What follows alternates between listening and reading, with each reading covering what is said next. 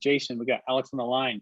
What do you want to ask him? As a private equity group, what are you looking for, right? What can I show, do, sort of bring to the table to show other equity people that we're worth investing in?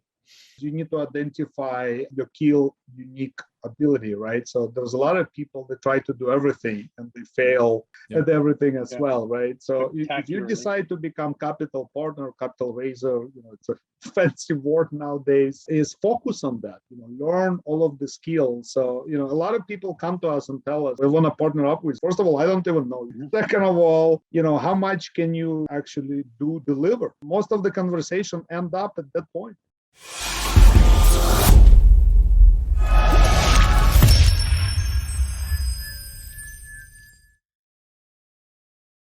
Welcome to the Diary of an Apartment Investor podcast. I'm your host, Brian Briscoe with Four Oaks Capital. Very excited for today's show. We got another Ask the Expert episode here with two great people with us today.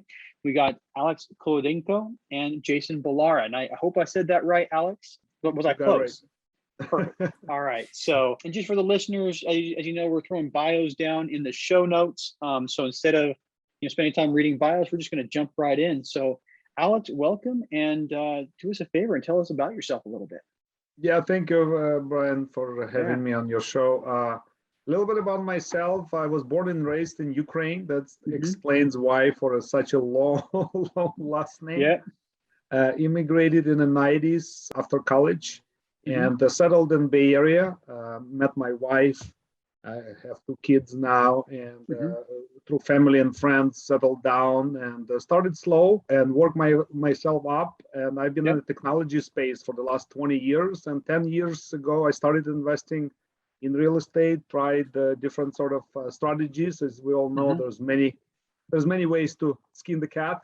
Yeah, absolutely. And accidentally, through my research, ended up Googling and learning a little bit more and more about syndications and passive real estate investing and accreditation. I have been investing in stock market for the last 25 years, and I realized that there's a real estate game per se that has a totally different benefits. And for me, as a busy professional, that was a game changer. I never looked back after started investing passively 6+ years ago, and now I have started my own company, Wealthy Mind Investments, where we help busy professionals to co-invest in a project that we personally like and recommend to diversify outside of stock market that can be volatile, as we all know. Yeah, absolutely. At any given point, as you know, there's a lot of volatility, and people could lose their short or 30-40% at any given day as well. Yeah. And if people lose their shirt, Jason can send them one. Because if you're watching the YouTube video, you'll notice that we have the same shirt on, because I was on his podcast a little while ago, so he sent me the shirt. But Alex, something you said that I really appreciate there. You said co-invest with us, and that's something that I learned early on, raising capital, that if you look at it as a co-investment, people are much more likely to invest with you. If you're talking to them about investing, that's one thing. But if you're like, I'm investing in this deal because I think it makes sense, will you invest with me? That's a much different conversation. Totally. I think you have to have a very solid conviction in your skill. That's the thing that maybe separates a little bit us from many other people and the companies out there. We ask ourselves the question, do we like the deal as partners? And if we don't have a strong conviction that this is not the deal that we would invest, then how can you recommend this investment to your friends, family, and other investors, right? So to us, it's sort of a conflict of interest. And I think it is important to have a skin in the game. And if you don't have a skin in the game, so could be something really wrong with the deal. Yeah, and that's absolutely true. If it's good enough for you, that's a big sniff test right there. And I think when we were new in the syndication business, and compared to some people, we are still new. We've been around for about 3 years. But the way that I basically convinced a lot of people to invest in our first deal is, the partners in our company, we have about 1/3 of the equity capital stack, because that's how much we believed in the deal. We all wrote sizable checks to get into that thing, and it made the capital raise a lot easier, because it was, hey, I'm investing this much, can you can you throw in 50 or something like that? So I think that's a really, really good tip. Glad you brought up that point. So, For sure. yeah. So just recapping, you were investing in the stock market, you caught wind of the syndication. What now have you invested outside of multifamily, or is most of your investments been multifamily specific? Yeah, so I have actually invested in a variety of different sectors. I invested probably in over 50 plus syndications into multifamily. I was one of those pioneers that was brave enough to start investing online. Without really knowing anybody on a personal level. And I had some good results, but I had some bad results as well. Some companies did bummed out, and some sponsors did not deliver. Some companies that were managing this relationship through crowdfunding platforms went out of business. And it's been a messy investment on certain of my portfolio holdings. But on the other hand, over time, I developed some very cool, strong strategic partnership with other sponsors. So you have to take a risk, and not every investment, as you know, will perform. But luckily for me, I got a good exposure and I understood the diversification right away. So I really like the component of diversifying a little bit of multifamily, hospitality, industrial, storage units. So right now I focus with my business partners on primarily multifamily space, but our plans is actually do expand and work with other sponsors in other commercial real estate. Yeah, something one of my mentors told me early on was, you're not looking for home runs. I think you hear about the home run deals a lot, and I mean, if you have something that kicks back a 70 or 100% IRR, you're going to post it on Facebook, you're going to post it on LinkedIn. Sure. A lot of people see those deals, but he explained, he's like, you're not looking for the home runs, you're looking for the singles. Like, no, very true. Very true. And I openly talk to people, potential investors, about some of the deals that didn't go well, because there is a risk component. All of these returns that we have are just projected returns. We can never guarantee them. And this is why it's so important to do due diligence, not only on the asset, but on the sponsor itself. Do they have a track record? Do they have systems in place? Do they have property management? What's the downside to the risk? What are the risks associated with that? And these are some of the questions that sometimes it's uncomfortable to ask, but I encourage people to do that and see what the response will look like. Yeah, I agree wholeheartedly. I mean, you as a passive investor, and I started actively investing. I had limited funds, and so the choice for me was passive invest or save the money up for our first investment. But now, anyway, long story short, now that I'm passively investing, I'm looking at it from that lens too, and I'm looking at the sponsors more than I'm looking at the deals, and sure. I care about the deals and I care about the numbers, but I've got 2 degrees in math, and one thing that I understand is garbage in, garbage out. So if I can trust a sponsorship group, I know that the numbers are going to be good on the paper, and I know that they're going to be able to accomplish the numbers that they put on the paper. And so when I'm doing when I'm doing my due diligence, I'm looking at sponsors 90% and deal 10%. It's kind of how I look at that. So to walk us through how you went from exclusively passively investing into actively investing yourself and getting into throwing your hat into the multifamily ring, so to speak. Yeah, sure. That's a good question. So I never in my life that I could have imagined that this is where I would be if you asked me 5-6 years ago when I started investing passively. But over time, I always liked the component of analyzing deals, looking at investments. So at one point, I realized that I'm becoming good at it. And people started asking me, hey, Alex, if you have a good deal, next time you're going to invest, why don't you tell us about it? And the little light bulb went on, and I started thinking about, well, what if I create a company and put systems together in place and develop strategic partnerships. So it was a long journey. It took me maybe a year or so to plan ahead, think about the name. Even the Wealthy Mind Investment Company, we had a lot of brainstorming sessions with my business partner. who I've known for 20 plus years. Ashish Sanan is one of my best friends and partners in this business. He's local. We actually used to work in a mortgage company together, and we both had passion for real estate, and we transitioned over time. It didn't happen, in a moment. In fact, our first deal when we co-syndicated with another group was during COVID, probably the worst time to do the deal. But the stock market tanked at that time. There was a lot of panic. A lot of people were like, what the hell is going on? Is this the end of the world? Am I going to lose all my retirement and all my non-retirement funds? You guys remember that, right? I mean, literally 30-40% were wiped out.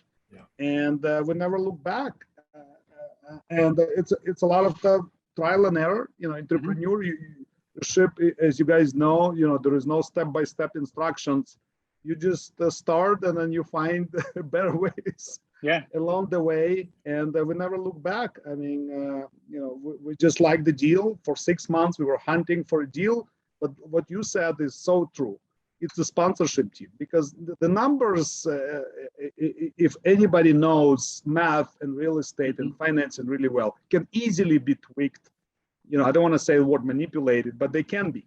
They can be, right? easy. But if you have a sponsorship team that you trust, you develop a relationship with, that have a track record, they have system in place, they're responsive, they're able to answer your questions that some of them do not. Some of the sponsors, you ask them some questions, you never hear back because they don't have the answers to your questions, right? And we've been hunting on the deal. We finally did the first one, and then it's kind of been a snowball since then.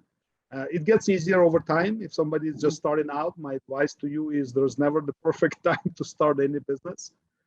It's always uncomfortable. Luckily for me, I never had a fear of asking people for other money because I'm 100% in on the deal when I tell people about it. I have zero hesitation to tell them, what, this is the deal I'm investing. I'm recommending this deal to you. What's the alternative? I mean, please look at other deals as well, but I have a strong conviction that this is one of the best investments that will come across, that we can co-invest with you together and build wealth. I love that. I love that. And I love how your mind worked when people you knew started asking you, hey, tell us when these investment opportunities come up, we'll invest with you. Actually, a couple of days before we met in Dallas, I ran across another guy who's in the exact same situation. He's like, yeah, I've been investing passively for 3 or 4 years now. And I had like 4 or 5 friends that I've referred to other syndicators along the line. And I finally realized that I could get paid to do that. But, I think you got the same light bulb went off in your head. And incidentally, I met your business partner and I think he's awesome. It's great to meet you in Dallas too, but very, very excited for what you guys have done and to see more successes coming up. But, that said, something I like to talk about, and, Jason's podcast is called Know Your Why. But what is your why? What is your, like I call it, your big burning why? Sure. Well, a lot of people think about, financial freedom, that and that, but I think it's the outcome of the effort that you produce. So my goal is, with my business partners, is to help 1,000 people that are busy professionals to open up this world of syndication, because let's face it, most people have no clue what passive real estate investing is. True. And it's through educational and getting to know them. And not be pushy, not be salesy, just be yourself. To tell them the story that, yes, they can receive these amazing tax benefits. We take care of all of the management day-to-day. So we went out really good deals and find really good operators that we work with. And by helping others, ultimately you benefit, right? So my focus and my why is I want to build a tribe. I want to build 1,000 investors in our platform that we can help with. And by helping them, obviously, my life mission will be fulfilled. Yeah, and absolutely. One of my favorite quotes, even since I was little, is a Zig Ziglar quote, and probably not going to say it word for word, but he basically said, you can get anything you want in this life by helping enough other people get what they want. And I believe that to be true, and there's also, the golden rule in Christianity, do unto others. But the golden rule is also golden in business. If you're helping others and treating others like you want to be treated, that comes around, and it will eventually benefit you in a lot of ways. So so true. anyway, Yeah, very true. I mean, there's no shortcuts in any business. No. And like I said, you start slow and you're just sharing your story, just like what I'm doing today with you guys and with all the listeners. Is just be authentic, be yourself, share the story if you have a strong conviction. If you have a strong conviction. Oh yeah. You have to have that. You have to have it's a must. Yeah. And because people relate to you. Ultimately people invest with you if you have a strong conviction. Yeah. And I think if you don't have that strong conviction, it will come through, maybe very subtly or maybe subconsciously, but people will pick up on it, and they'll maybe their spidey senses or whatever will start tingling, and they'll understand, Jason's got the Batman symbol. Am I okay talking about Spider-Man today? But Spider-Man is fine too. Yeah, I'm a equal opportunity superhero fan. All right, got it. Yeah, so maybe your spidey senses start tingling, but it will come up if you don't have that conviction in a lot of ways. So let's do this. Let's talk about one of the deals that you guys have raised money for and had people co-invest with you. Yeah. So we have done 8 deals. Actually, 8 deals is under our belt right now. We focus on certain markets. I'm in Silicon Valley. I would love to buy something that would cash flow from day one locally, but it's unrealistic and the prices are still on fire and keep going. And we like Phoenix. We've done a couple of deals in Phoenix. We've done multiple deals in Texas, Carolina as well. So one of the deals that I can probably highlight to, and we have a similar deal currently also, is we like portfolio deals. A portfolio deal is something that is rare, it's unique. It's where an investor can simultaneously invest in multiple assets. So you're getting instant diversification. A lot of people obviously like to invest in one market, then they'll invest in another project in another market. And last year we did a deal with a strategic partnership group that I actually invested as a passive investor in multiple projects and had an exit. And over time, I developed strong relationship with the sponsor that allowed us to work with them and bring our investor base into the large deal. And it was a portfolio deal of 12 assets in Sunbelt states. And we just received an overwhelming response from our investors for those reasons. It's a instant diversification. They have a fully integrated property management. They have construction company as well as part of their team. We got to know them well. All our business partners know them on the personal level. We've met them many, many times. We developed good relationship, and there was a strong conviction. There was a strong why we love the deal, and we simply just shared the story with our investors, and we had an overwhelming oversubscribed offering. Yeah, you bring up a really good point. I mean, the portfolio deals, 12 different units. I would imagine the 12 different units have much different risk profiles too. Some of them are probably cash flowing better than others. Some of them have a little more upside than others. But correct me if I'm wrong, but I'm guessing when you put all 12 of them together, correct. They balance each other out. Yeah, that was a very complicated transaction. It actually took a lot of time. We had multiple delays. It was through multiple sellers as well, and the loan financing and all of that.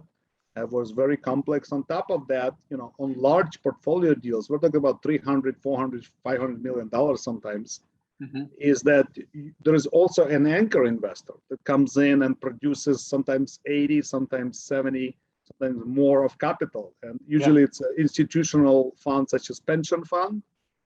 It could be a PE firm as well, large PE firm.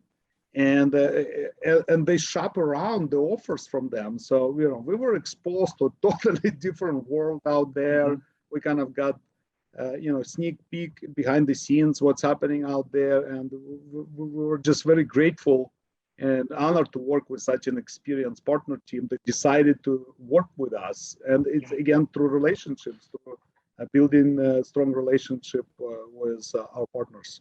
Because we rely on our partners a lot. As we all know, I know it sounds like a cliche, real estate is a team game. So there's a lot of people in that ecosystem that you need to build and create strategic relationship that you can play your part. That's another advice I would give to somebody who is listening to. There's many moving parts in this business, and you have to figure out really quick what your unique skills and ability is. Yeah. Because all of us have it. Yeah, I mean, all of us have something. Exactly. Which one of the moving parts can you take control of, and can you do well? And that's very good. A lot of gems placed there. You know, you've got a sponsorship that you've invested with passively prior to. You have really good trust, and you're able to peek behind the curtain on much larger deals than you could have landed yourselves. And that's a world. The private equity world is a world that I'm excited to eventually get into. But we're still. You'll get there. We'll get there. Yeah, we'll get there, and we're talking like we want to get there soon, but eventually we're gonna break that threshold and get into it. But anyway, lot of goodness there. One last question for you before we bring Jason on. What's next for you? Well, next for me is we actually have even a bigger deal.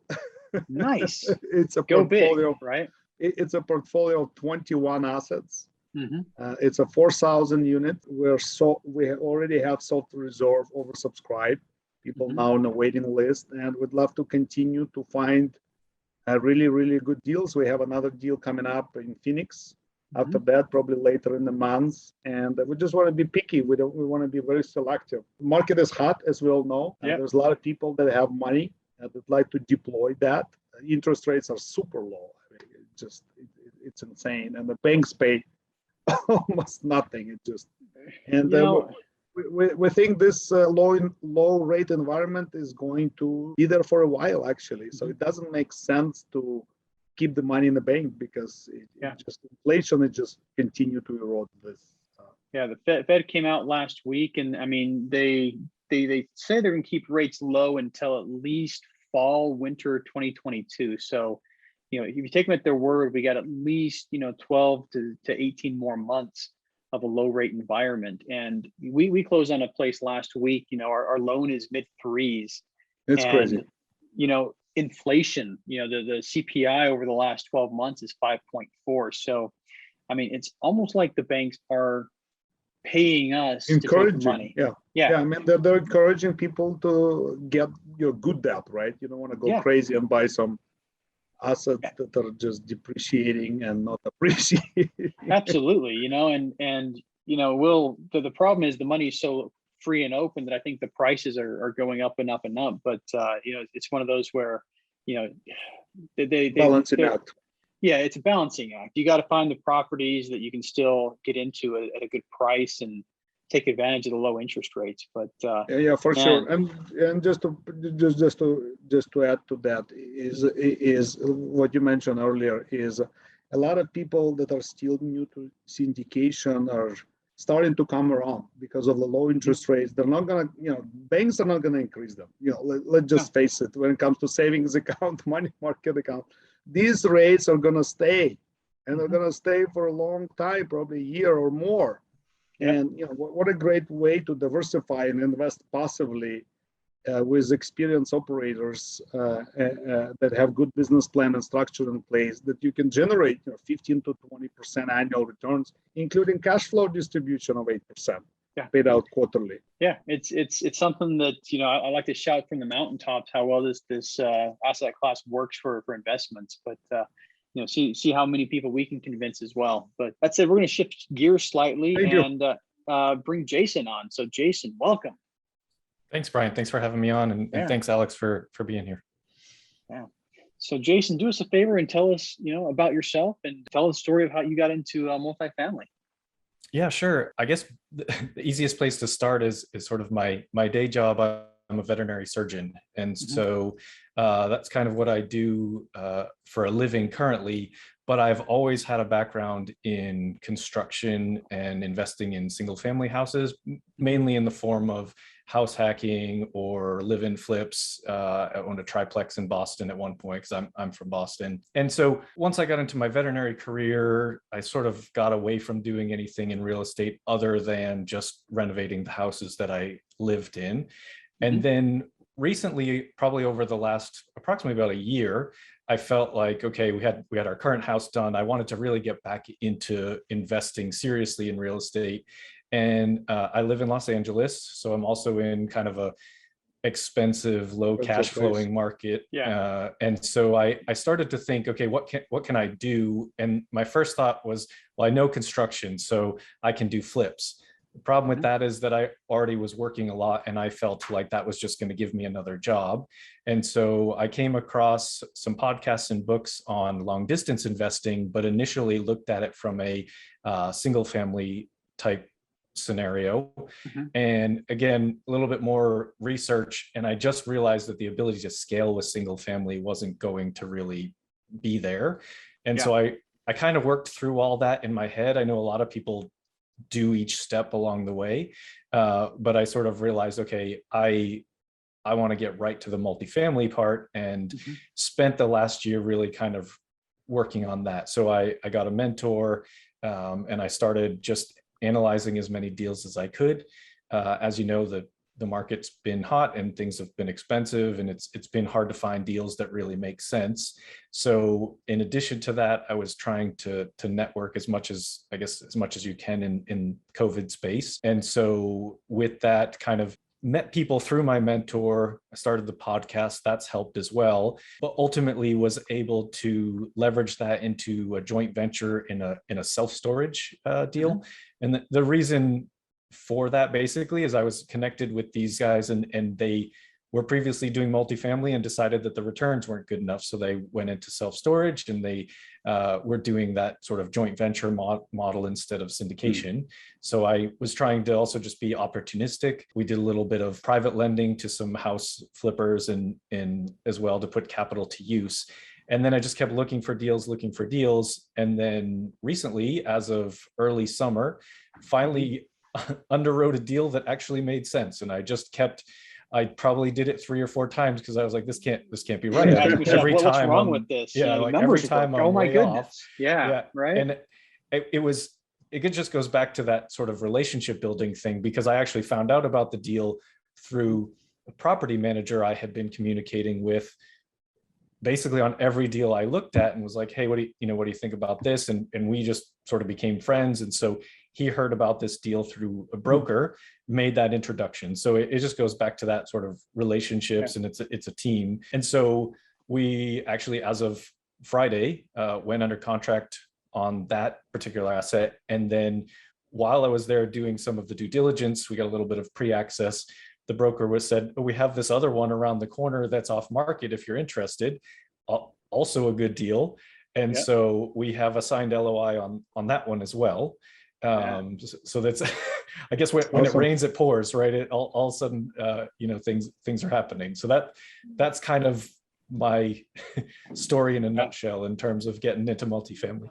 I'll tell you what, that's a great problem to have. We've had 2 points, in our company where we had multiple LOIs out, and more than one came back signed, and it was, every time that happens, we just sit down and say, we've probably got the best problem we could ever think of. We've got 2 deals that we've got to, figure out how to, raise money on, close on. And I imagine, quite a bit of your questions might be, leading into that today. But before we get to your question, for sure. Before, let's talk about your why. What is your big burning why? Yeah, my why, I would say it's sort of twofold. The main one is family, because what I want out of real estate is time freedom, right? I love being a veterinary surgeon. I love that job, but it's a job I can't do at home. It's a job I can't bring my kids to with me. Right. We can't do that together. Whereas real estate, aside from the fact that I can do it from home, my son can come out in the office. Like, we have a little baby seat for my daughter. She can sit out here too. I mean, we have things set up so they can actually, be around them. And then the other thing is, this is stuff that I never learned. And so, I've spent the last year really, really digging in and learning a lot about, investing and the tax benefits and everything that, as you guys talked about, that makes you passionate and committed to it. Now I want to tell everyone. And I know that, veterinarians, in my world, veterinarians, they're not, and maybe this is in other industries, but they're not people that know, a lot about real estate investing and syndication and things like that. Right. So it's my goal to also help other veterinarians get out of that, kind of, most of us love what we do. We got into it because we love helping animals and helping people with their pets, but also it's actually, I don't know if you know, it's an extremely high suicide rate because of the high pressure, generally low income for what people are doing, and just the hours worked. And so it's I think veterinarians and dentists are the two highest professions in terms of suicide rates. So there's been, like I said, it's sort of multifold in terms of my why, my family, but then how can we benefit people, in a broader sense as well? Absolutely. Well, here we come to my favorite part of the show. And I say, Jason, we got Alex on the line. What do you want to ask him?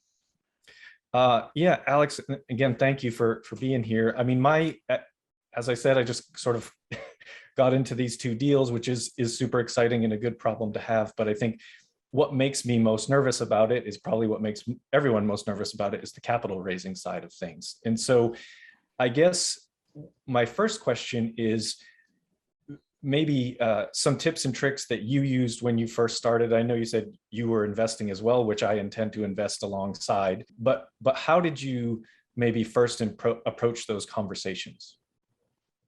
When it started to investing with investors, with potential investors? Yeah. So the number one thing is you need to start talking about it, because let's face it, people are not going to start investing with you right away. I know a lot of us are very excited. Yeah, I got a great deal, awesome. Let me tell everybody, and they're going to wire you money tomorrow. That's not going to happen. Yeah. People have different timelines. They have different deadlines. Things happen. Right. They have lives. People change jobs, people start businesses, divorces, this and that. But the sooner you reach out and tell people and share your story that you are in real estate investing, the better. And then stay in touch with people. Just because somebody said, this is not something that I'm interested in, doesn't mean no forever. Right? Yeah. So that's one thing. Second thing is, I hope or the listeners do. You should create a pitch deck. And what pitch deck is, it's a little bit a story about yourself, maybe some of the investments that you've done, maybe your little bio as well of some of the other things that you've done in your past, because ultimately people invest with you. They need to know you. You're gonna initially you're gonna reach out to your family and friends, right? They know you, but they probably don't know much about investments, what you've done as well. And a lot of times it's a very touchy topic. People don't like to talk about money with family and friends. But if you truly, genuinely care about them and you're sold on a deal that you personally are going to invest, I think you're doing dishonor by not telling them about it. Yeah, that's a really good point. It's definitely a hard mindset to shift. I think that's a great point about you're doing a dishonor to them by not telling them, because as a new investor, it's kind of like, okay, I'm very happy to invest my money in there. I now realize the benefits. And in the last year, we've been able to generate, in a short period of time, we've been able to generate a fair bit of passive income for ourselves, for our family. And so I'm like, yeah, everyone should be doing this. It's in my mind, it's very clear that this is something that should be happening. But the flip side to that is I still struggle with, asking people for money rather than looking at it as an opportunity for them. And that's the key. I think that's the key mindset that we all need to continuously work on, is be proud what you offer. It's an opportunity. They could say no, for whatever reason. I talked to a guy recently. He invested in 2 deals with us. He's receiving cash flow distributions, and he's going to invest in the next deal. And I always casually ask, do you know anybody else that might be interested? And he said, very interesting thing is, I don't like to tell my friends and family about this. I mean, come on, you're already seeing the results, right? Right. Yeah. But some of us carry these stupid stories in our head that are not helping us, not serving us, right? Yeah. I'll tell you one simple switch is, when you show up to the office on Monday, I assume there's other people around you. Inevitably, somebody's going to ask you, how was your weekend? It's really simple to say, I spent a lot of time working on this apartment deal. That's something you can naturally weave into almost any conversation. Oh, hey, how, if you meet somebody you haven't seen in a long time, how have you been doing is usually a question that comes out. And, it's just a matter of finding ways to naturally weave it into conversations. Sure. And what I found is most people self-select, so you don't have to necessarily ask people for money, because once you start talking about it, people will self-select. The last question's like, wow, that sounds interesting. How can I learn more? Oh, hey, let me know when something else comes up. I've got money to invest too, but I have found that more people are self-selecting. And for our deals, I'm not asking people for money. I'm talking to people about what we do. And they tell me they want to be on our investor list. And, they tell me that they want to invest in the next deal that we're doing. But I mean, part of that is traction and success that we've had, and you're on your first deal. But, it's definitely talk to more people and pay attention to their reactions and then follow up.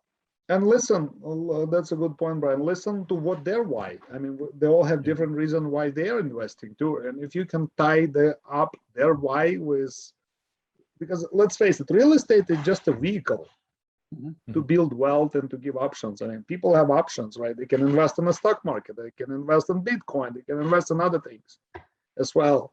And if you can find out why it serves its purpose for them, then how can they say no to it? Yeah, that's a really good point.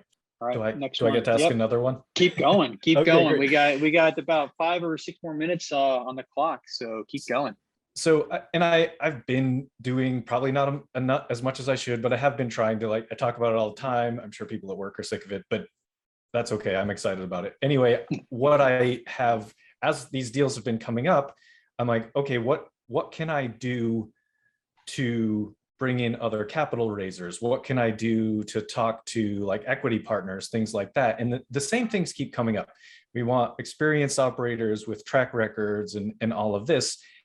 And so I guess my question really has to do with the fact that everybody starts somewhere, right? And so the operators that you invest with that are, you're like, these guys are amazing.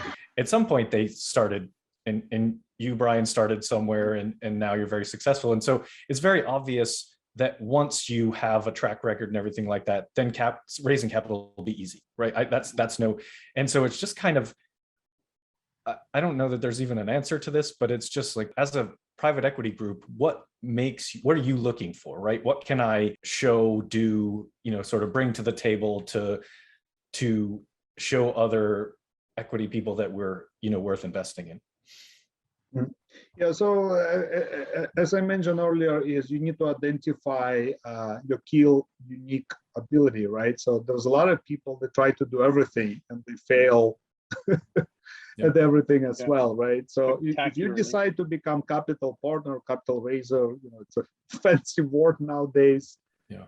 Is focus on that, learn all of the skills. So, a lot of people come to us and tell us, we want to partner up with you. First of all, I don't even know you. Right. Second of all, how much can you actually deliver? And most of the conversation end up at that point. People are not willing to take time to get to know you, to build relationship. It's a dating game, right? You're not going to do business with somebody that you just met at the event or at the bar. Right. It's not going to happen. And if you can just identify one key skill set, maybe it is capital raising, then you devote to that. You build stronger relationship with your investors. They might not invest with you right away, and you don't have to feel bad about it, because they're going to do it on their terms at their own time. Yeah. And in the meantime, you start developing those relationships. Maybe you invest passively with one operator that you really admire, or with a group that you really work, to get behind the scene, understanding on their deal flow, on their quarterly updates. Maybe you ask them for internal underwriting. Maybe they will share it with you, probably not, but you can try. Maybe you fly to meet them. Do you know how many passive investors fly to meet with sponsors on their own dime? Very few. Yeah, probably very few. None, and they'll be happy to see you, by the way. Yeah. They'll be very happy to see you, because nobody does it. Nobody takes time to get to know them, and they're people too. Yeah. Yeah, I agree. I mean, a lot of it is reputation based, and the question everyone asks is, how do I get in and gain that reputation? The only thing I'll add is that there's a lot of networking groups where people can get together, and if you're looking to raise capital for somebody and you haven't been established yet, somebody else who is not fully established yet, or that's the type of person that's most likely to bring you into the deal. Very true. It's a little more risky, from the fact that, they're unproven, you're unproven, so it's a little more of a risky bet, but just make sure that there's somebody with experience on the team to guide people. And oh, by the way, lenders are going to insist on that too. But, if you're looking to get into other deals as a capital raiser, and you're looking to bring other capital raisers into your deal, and you don't have a track record yet, the best option you have is find somebody else in your shoes. Find somebody who's trying to get their first or second capital raise, in the books, or who just got their first or second deal under contract. Those are the people who are hungry. Those are the people that are going to hustle. And, those are the people who are going to take a chance on you. Very good point. And don't be afraid to reach out to experienced operators, but you cannot just reach out once. Yeah, and if they say, no, this is not the right time, you just give up, right? Right. They'll ask you some questions. One of the times I remember a couple of years ago, when I was exactly in the same shoes as you, the guy asked, okay, well, you want to do capital raise? That's fine. How much can you raise? And I said, well, I'm not sure. Maybe I can do half. Well, when you're sure, get back to me. Yeah. Because who is going to deal with the guy who is thinking about it, who is not sure? So if you commit, let's say $1 million, you make that phone call, you're hesitating because you're still not 100% sure. Let's face it, you're going to do it. But then you have to have a strong conviction. And guess what? You have to then be sure that you deliver that $1 million. You got to because deliver. Guess what? Yeah. If you don't, you lost your reputation. Most likely, he's not going to do the deal with you anymore, and the reputation spreads. Yeah. Yeah. We brought in a couple of capital raisers on one of our early deals. It was a $4 million raise, and we were thinking that we could probably get about $3 million ourselves. So we brought in a handful of capital raisers, and the frustrating thing is when people come in and say, I think I can get 500,000, and they come in with 50. And that's frustrating from both sides of it, so if you're expecting $500,000 from somebody and they bring in 50, now you're scrambling, and that's not a good thing. So end of the day, I like what he said. You got to be sure that you can hit your mark. You got to be, you have to be confident when you're talking to the operator, but you also have to have something to back it up. You got to hit your mark. And with this experience, guys, as you know, you have a one shot. If you don't deliver on the time shot, I mean, would you do another deal with such person that didn't deliver? Probably not. And it makes sense. Probably not, unless they have a fundamental shift, unless they have 3 or 4 deals in a row where they hit that mark. If we can somehow explain that it was a fluke for some reason, right, we would consider it. But on our very next deal, no, is the answer. So. Well, that said, we are about out of time, so we're going to wrap things up. And one question for each of you to finish things off. Alex, how can listeners learn more about you? Yeah, so they can reach out to me on wealthymindinvestments.com. I actually have a 101 question guide for passive investors, what to ask before you evaluate the deal. Happy to share to anyone who is interested to learn more what we go through when we look into potential investment. I can be reached out at alex@wealthymindinvestments.com. All right. We're going to put a link to that, to the website and your email address in the show notes for anybody interested. And, he's got big portfolio deals is what it sounds like. So if you're interested in, parking money into something with a little bit of stability and instant diversification, reach out to him. Jason, accredited investors only. Accredited investors only. So Jason, same question for you. Yeah, you can reach me at my email is jason@larkcapital.com. Also pretty active on Instagram and trying to be more active on LinkedIn, but on Instagram, it's Lark Capital. And on Instagram, it's just Jason Balara. And if anyone wants to call, my number is 508-561-3269. I'm happy to talk to anyone about this stuff. I really enjoy it. All right, sounds good. And we'll make sure that information hits the show notes as well. And Jason's got deals too. So that said, thank you both of you guys for coming on the show today. Appreciate your time, and look forward to chatting again soon. Thank you, Brian. Thank you, Alex. Jason. Yeah. Maybe next time we'll all have matching shirts. Yeah, I'll get you a shirt, Alex.